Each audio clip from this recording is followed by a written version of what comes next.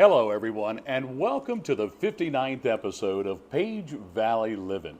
We're here today in the headquarters of the Stanley Police Department with Chief Ryan Dean and Kara Winum here today. And we're here to talk about and honor the life of Dominic Nic Winum. We're filming today on Monday, February the 24th. But as we air this video on Wednesday, February the 26th, it will be the 4th anniversary of the shooting of Officer Winum on a regular routine traffic stop here in the town of Stanley.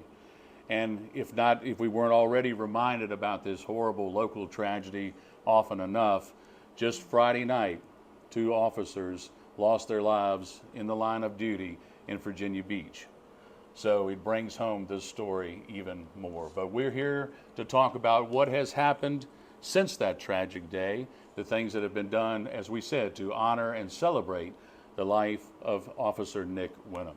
We're going to talk about all of that in just a few moments. But first, a word from our sponsor.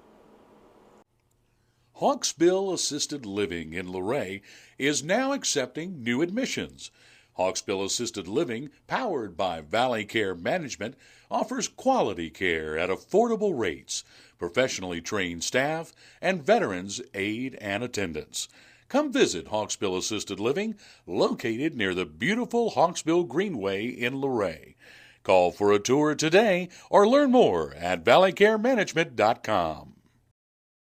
Welcome back, everybody. We're here, as we said, in the Stanley Police Headquarters in Stanley, Virginia, talking with Chief Ryan Dean and Kara Winum. And I want to thank both of you for taking the time to be with us here today. It was a dark day, February 26, 2021, here in Stanley, Virginia, when Officer Winum was shot in the line of duty. And when it happened, there was a tremendous, just a tidal wave, an outpouring of support from the community. And when I say the community, not just in the town of Stanley, which would be obvious, but across Virginia and really across the nation. I know you as chief received letters, donations, just all sorts of things. Tell me a little bit about that outpouring in the days and weeks that followed. It was a lot of cards from all across the country, some outside of the country. The blanket you see behind you was actually made for Nariah. And the thing that got me the most was people that, and I've said this before, people that couldn't pay their water bill was coming in donating to the GoFundMe page. Wow. And I think that's what the best thing of all of it was. Wow. And before we go any further, would you introduce the audience to our other guest, Nariah? Yes, this is Nariah, and she is not really willing to participate much. She'll just lay there, maybe make a little noise like she does in church, but she's been fantastic. She came from Steadfast Service Dogs in North Carolina, and she was provided to me to walk beside me through the darkness and aftermath of the tragedy. When did you get her? I got her in April of 2021, so just a couple months after Nick died. So she was 10 weeks old when I got her, and they gave her to me as a puppy, and they said take her home, bond with her, love her, and just become one, and then we'll take her back for training. So that's how their program works, and it's been amazing. And her name Nariah means light of God, lamp of God, light of Jehovah, and she truly has been just a reminder of how God's lighting my path forward through this. So she's been amazing. I was going to ask you what she's done for you. You already answered my next question, but the same first question that I talked with Chief here about, the outpouring of support. It was so broad and so vast. Did it surprise you? It did. It was a little overwhelming, to be honest, because we, like Chief said, we had people reaching out to us from all across the country, and whether it be parents that might have lost a child in the line of duty, or coworkers, just so many people, and I felt terrible because I couldn't thank them all, I couldn't respond to them all, and it was amazing, just the the support for law enforcement, and that's been huge. That's been so good to see how people just love law enforcement and how much they support them, especially in our community. Our community is extremely phenomenal and unique in the way that they are continuing to provide that love and support. Based on your response to that, I want to swing it back to you. I know that it was communicated and coordinated, but what did it feel like to see that support as you were coming back from Manassas, bringing Nick home, and then taking him to New York for the funeral? From what I heard, it wasn't many miles along those journeys that there wasn't some acknowledgement. Yeah, I don't think I realized how many police it was until weeks later when I watched the video. When we took him to Pennsylvania, or to New York, starting in Pennsylvania, every bridge had fire or rescue. From there all the way till we met up with the New York guys. Wow. And it wasn't one or two, it was truck upon truck. They let us into where we met at. They let us into where we took Nick. I'm not sure who coordinated it. I have no idea who coordinated it, but it was pretty overwhelming. Yeah, that's where you can see that it's the broad, support of law enforcement, which I love to see so much, because obviously these people didn't know Nick, they didn't know, but they're there to support someone that lost their life. It's a brotherhood, right? Absolutely. Yeah, It is.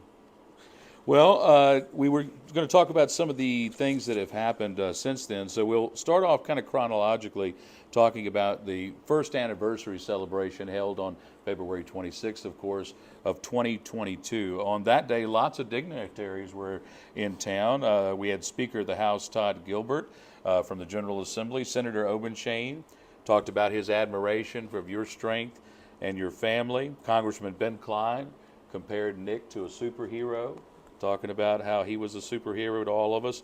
And Virginia Secretary of Public Safety Robert Mosier talked about the dangers that officers face every day, that they're on duty when they're out there. What was it like to see so many, well, not just fancy folks in ties, but it was over 400 people there that day to honor your husband? How did that feel for you? It was wonderful. And, really, I think the week of his funeral, and the actual day of his funeral in 2021, it was such a blur to me. I really don't know what all I'm grateful to have the video of that, and I just watched it a couple of nights ago. But being there at the 1 year anniversary, I was a little bit more clear-headed, and to be able to meet those delegates and the dignitaries, to be able to thank them for their support, and to see how it was truly personal for them. Yeah. They weren't just here doing their job; they were doing it because they really support law enforcement. And I remember that day you were one of the early speakers, and you made a comment that normally you weren't very comfortable around that many politicians and lawyers, but but it was quite a sight to see that day, wasn't it? It was, and Mr. Klein, Mr. Obenshain, they've stayed in touch with us throughout the whole time. I'm just a guy with a high school education, been a police officer for 31 years. Trying to talk to those guys, I thought was going to be hard, but they're just like me and you. They knew the situation. It was very nice to see them here. Right. Then we go in May of 2022. The two of you took a trip to D.C. during, National Police Week, and particularly on May 15th of 2022 for Peace Officer Memorial Day, where there were, because of COVID, they had not had those ceremonies the year before, so they did 2020 and 2021 and read off 487 names of law enforcement officers that had lost their lives in the line of duty. How long did, when you went up and found the memorial wall, of course his name had been placed on the law enforcement memorial wall, how long did it take you to find Nick's name up there? It didn't take us very long because we had sent one of the biggest flower arrangements. Wreath.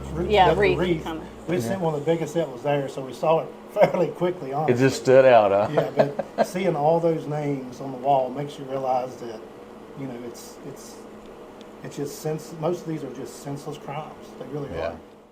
And I don't know if you've ever been, had you been to that memorial No, before? never thought of And I it. think that, that until it's your husband's name or your coworker's name on the wall, it didn't, it may not have had that impact before, but seeing it and seeing thinking of all the families behind it and all the coworkers behind it, Absolutely. it's just really impactful. Absolutely. The best thing about that night was, I don't know if you remember, it called for rain, and it was tens of thousands of people there. We could hear the rain hitting on metal roofs 50 yards from us. It was pouring down rain. Really? There was only a few drops that came on over us the whole entire time. The whole time? Of the tens of thousands of people there this morning. As they read through all those names. It just stopped. There was a wall put up there to where, you know, it just didn't come over there. Well, you know, we talked about the 1 year anniversary, and I don't know if I included this in the article or not, but if you're looking at the Pioneer Bank Performance Center, to the left was a tree, barren tree, and near the beginning of that ceremony, a bald eagle came and perched in that tree, and it sat there the whole time, because I kind of watched it. I took a few pictures of it. There weren't very good pictures, but I took a few pictures of it. It sat there the whole time, and when the ceremony ended, it flew away. I'm telling you, that happened. I watched that happen. It's amazing, those moments.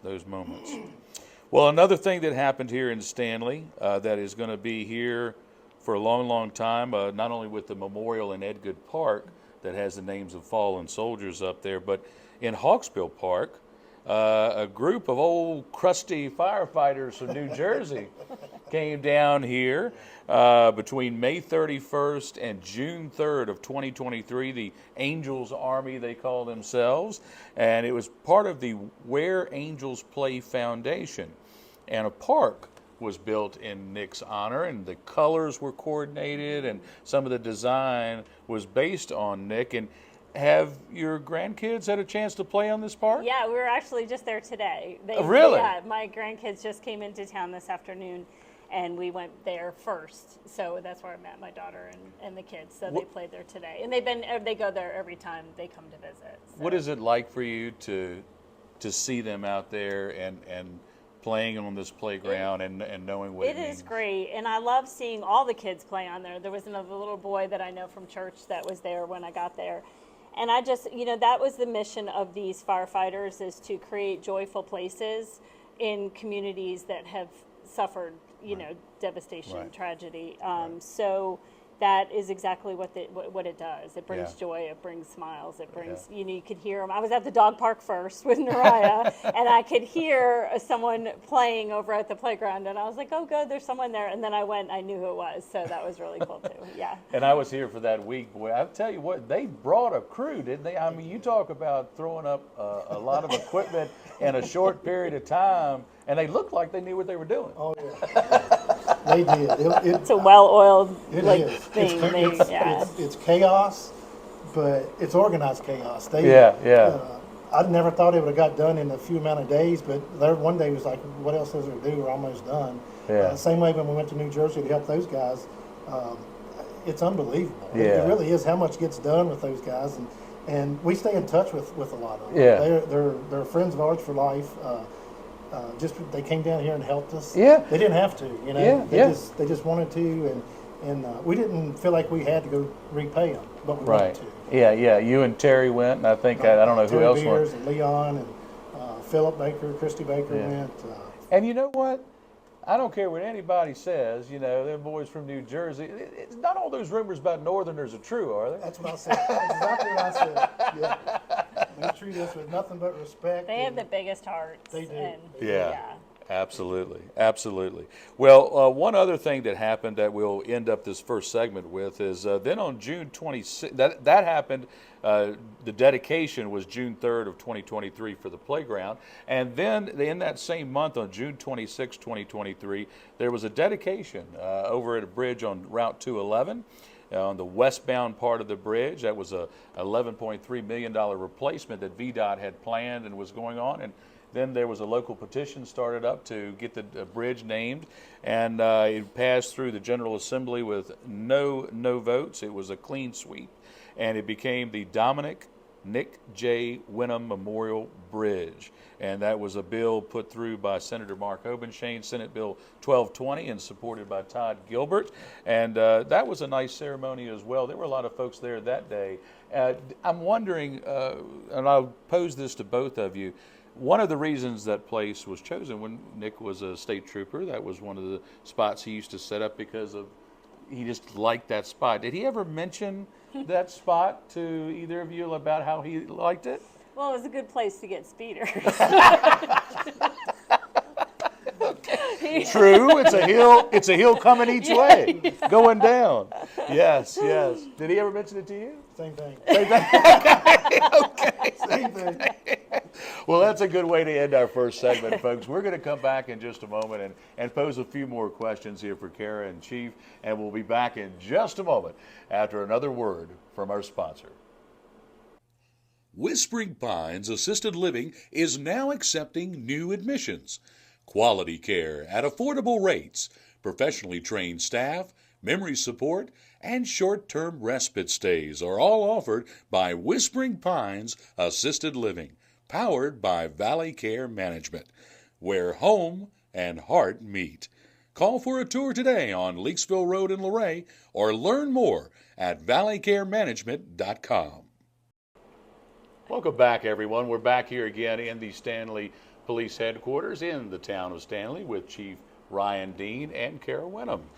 And we want to remind everyone that we are filming again on Monday, February the 24th, and we will be airing this video on Wednesday, February the 26th, on the 4th anniversary of the shooting of Dominic Nic Winum. So we're going to go into some more questions here. One thing that I've wondered, in the 4 years since his passing, with so many friends and colleagues and admirers and other folks coming up and telling you, sharing stories about Nick, and what did you learn about your husband that maybe you didn't know before? I learned that he was the same on the job as he was at home, as he was with our friends and family. He never wavered, really. And I love to hear the stories. I love when people come up to me. I remember I can vividly remember the first person that came up to me. It was pretty soon after. I mean, within weeks after, and I was having a really tough. I was at church. I was having a really tough time, and he came up, and I knew who he was, but I didn't really know him. And he just sat down got down on a knee to just tell me a story about when Nick went to arrest him, and he said that. It was just so many things. He said he showed up on time. It was right at noon, and he was there. And then he told me this, and he like just the way that he described how Nick interacted with him is exactly how he would have interacted with you, and or with his brothers. And I just loved that because he was always so genuine. But I just love hearing the stories of how he was with people. And I'm still now 4 years later hearing new stories, and I love it. I love when people tell me stories and just kind of brings him back and brings all that back. I love it. Wonderful. How about you? What did you learn about him? Maybe there's something that you didn't know before, or something. A lot of, let's say, soon after we went on. I remember it. We went on a call here on the east end of town, and the lady wanted Nick and said that Nick had sat down and prayed with her before. He had helped her get over her addiction, and it went from her needing help to. Sorry, thank you. It went from her needing help to her telling us stories that Nick had told her, and that was the first of many that had said that Nick came there to check on people. At different places within town and to pray with them or see if they needed anything or to invite them to church. Well, she brought up a point too, and I apologize, Chief. We were supposed to be sharing a mic here, and it slipped my mind, just so we can explain to the folks at home there. But she brought up the point too, and I heard this several times in the aftermath of people who came to her or you or someone and showed their respect for Nick, and these were people who he had arrested. These were people who normally might have animosity, but they showed a great deal of respect for him. They did. Never seen it before, haven't seen it since. Never got a complaint on Nick. I'm not sure how, because I've been on calls with him before. But he had a way of talking to people and saying things that the people respected him. They really did. And like I say, it was a lot. It didn't just affect the police department or care of the family. It affected the whole town. Once when it happened, because we heard about him. You know, people coming here still to this day telling us the stories on that. Yeah, and he had a particular interest in working with youth, didn't he? He did. Like I say, he always wanted to make sure they was on the right track. Right. I think he came to the Votex Center a few times where Kara worked. Yeah. And like I say, it always ended up with one thing, inviting him to church or trying to get him on the right path. Yeah. And even with parenting, I remember one of his lines that was always rules without relationship leads to rebellion. And he meant that like for raising your kids, but he also felt that in the community with the kids that he would try to do more mentoring with him than he would just like doing whatever citations they needed to do. And do you remember when there was a lot of problems with trespassing or something, and the kids, he had to keep writing them citations, but then he would also pick them up to go do community service. So like he wasn't just laying the law down, he was trying to help them make better decisions. Wow, that's what we call follow through. That's very, very impressive. And you know, I never heard a negative thing. Both of you, I guess this could go to both of you. Out of all of the gifts and gestures, the donations, the thoughts, prayers, things that you heard or received in the days and weeks and months that followed, is there one or something that truly meant something deeply to you or stood out more than any of the others? It's hard to just pick. It's hard to choose one thing. Can you think of? It is. I mean, like I said, we got everything from blankets to cards to food to. Right. I don't know if one really sticks out because we got so many. Well, let me ask you this. I know you got stuff from all over the country. What's the furthest away that you heard from people? I think it was Germany, wasn't it? I'm pretty sure it was Germany that they sent us a card. Wow. And like I say, the first few weeks, I'm not sure who all called and sent messages and that type of thing. I do still have some of the voicemails that I didn't answer on my phone. I just listened to the other day, and one of them was the State Police, Gary Settle. I still have his, who just retired from State Police. He was a superintendent. He's superintendent. I know the superintendent over the past few years, and it meant a lot for him to reach out. Absolutely. So we got stuff like that, and we also got, remember the packs of colorings from elementary schools, and not our own elementary school, like a whole bunch from Timberville. And I just looked at those the other day. I pulled them out and I was reading through them and taking pictures of some of them. It was really sweet, and because they made drawings of, and they didn't really understand because they were pretty young kids, and it was very sweet, the things they said. Well, at this point, I want to go back and reference something that we talked about in the first segment. When I talked about Mark Omenshane coming for the 1-year anniversary and speaking that day, he talked about his admiration for you and for your family and for your courage. And there was one particular story that went around, and I think this is in particular what he was speaking about, and I wanted to ask you a question about it. Where did you find the courage, the empathy, the generosity to offer food and help and prayers to the family of the shooter? I believe that you had received an abundance of food. You had so much you didn't know what to do with it, and your thought was let's send some over to the family of the shooter because they're hurting as well. How were you able to do that? So I don't think things like that are conscious decisions. Truthfully, I had forgotten about that. And do you remember I called you? I was like, "What are these people saying?" And he was like, "You did. You told me." And I think that for me, as a Christian, like when you go through something so difficult, like you don't have it within yourself to make decisions or to. So it's basically, if you've ever heard, out of the overflow of the heart, the mouth speaks. And I just feel like it was Christ working through me, just to give me that peace and that desire to not really desire, but just the thought of that other family, because the other family was suffering a tragic loss as well, and they were not surrounded by support.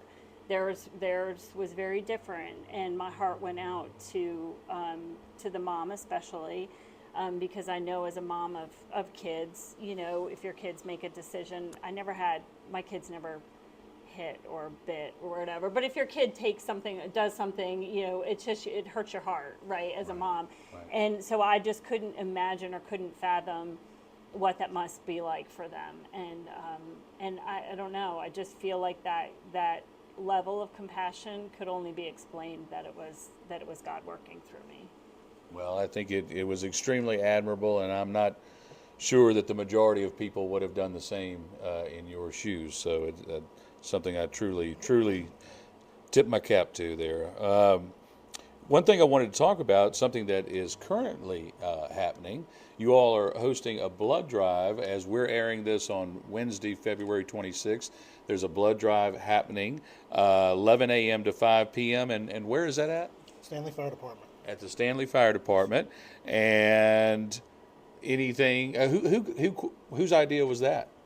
So it was mine. Okay.